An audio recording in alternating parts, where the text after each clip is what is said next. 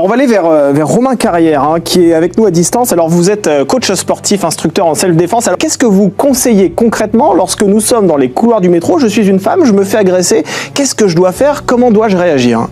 Ce qu'il est important d'avoir à l'esprit, c'est qu'est-ce que la proie idéale. Pour un prédateur, c'est quelqu'un qui est seul, quelqu'un qui paraît vulnérable, donc évidemment une femme paraît plus vulnérable qu'un homme physiquement, et quelqu'un qui est dans sa bulle.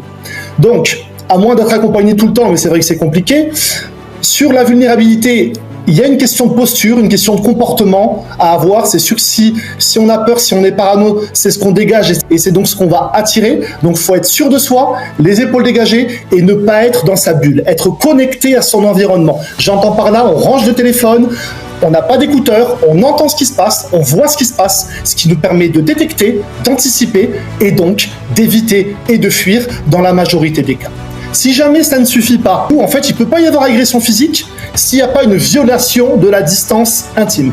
Donc il est important de pouvoir préserver sa distance intime avec ses mains et savoir dire non pour pouvoir dominer la peur et ne pas être paralysé par le stress, parce que c'est ça, donc l'agression c'est un problème émotionnel. Il est important de savoir dire non, voire même si la situation l'impose, de crier. Moi j'apprends aux femmes à crier de toute leur force, à crier non, et le cri aura 3 vertus.